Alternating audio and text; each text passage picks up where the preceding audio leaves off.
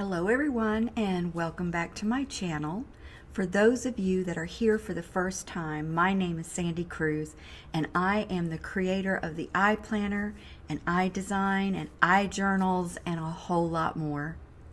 Now, in case you didn't know, we have got a special elite digital planner, iPlanner Facebook group where users are sharing inspiration and a wealth of knowledge, and people can come and ask questions. Since digital planning is still so new, it's not new to me, I've been doing it since the first generation iPad, but it's new to a lot of people that they're just starting to catch on to it. And so this is a place where you can come and you can ask questions about the iPlanner and Goodnotes and the iJournal and iDesign, and everybody is so eager to help and share. And there was a question today on the group, and there's just no better way to explain something than visually. So the question was, how do I duplicate the templates that come inside the iPlanner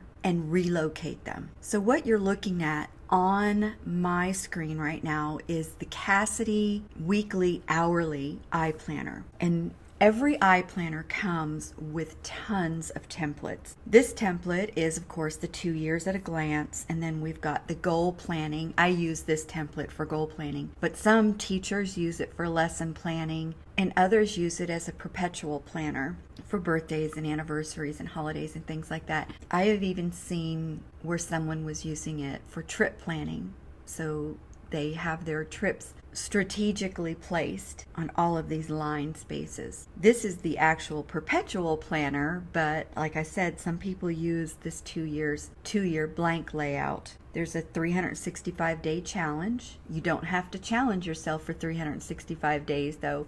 You can challenge yourself for 60 if you want. This is the tracker. You can track anything using this tracker, and like I said, these can be duplicated over and over and over again and placed anywhere in your iPlanner. This is the bill payment tracker, and it comes in a couple different colors. This is the food journal, and it comes in a couple different colors. Vehicle mileage log, if you do a lot of driving for your job, or if you just want to track your miles between fill-ups. And this one also comes in a couple different colors. This is the Cornell Note template. School just started. That's a very important template to have in your student study digital iPlanner. This is a to-do list, but I also use it as a wish list and grocery list as well. You have a blank page. You have a dot grid page. Let me zoom in so you can see. And one of the things that you're going to notice about the iPlanners is you can zoom in as far as your iPad allows you to, and nothing ever gets blurry or pixelated. This is the grid page, and this is the lined page. And then we start our monthly layouts, and every month comes with an overview page, and then starts your weeks. And like I said, the planner that I'm using today is the Cassidy weekly hourly. And as you can see, the hours start at 8 a.m. and go on to 9 p.m. And then you have a grid section here at the bottom for anything you might be tracking, or notes, or some extra stickers, whatever you may need. All right, so let's get back to copying pages. So let's say you wanted to copy the tracker to one of the 8 customizable top tabs. All right, so I'm open to the page on the tracker. And by the way, I am showing you how to do this in Goodnotes 4. The first thing I'm going to do is tap on the 4 squares, and you can see that the page that I'm on is highlighted. However, when I tap edit, that page is no longer highlighted. So you'll want to be mindful of where that highlighted page is. So in edit mode, I'm going to go ahead and tap on that page, and then down here in the left hand corner, I tap copy. I see a check mark and it tells me it's been copied successfully. So now I want to go to the location that I want to place this page. I'm going to go ahead and put it at this first tab top. Now I can jump to this first tab a couple different ways.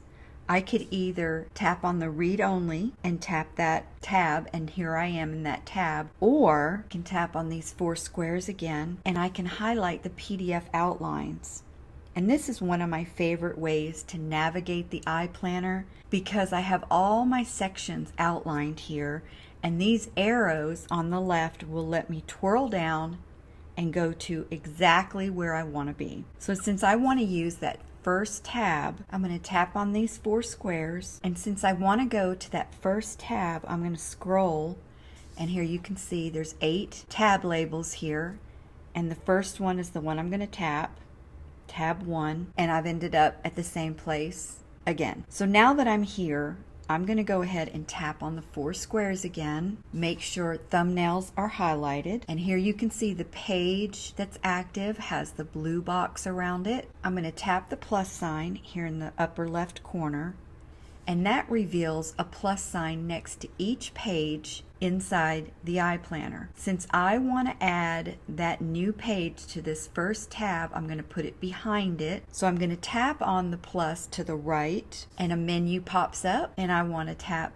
paste copy pages. And it just added that tracker right here, right after that tab.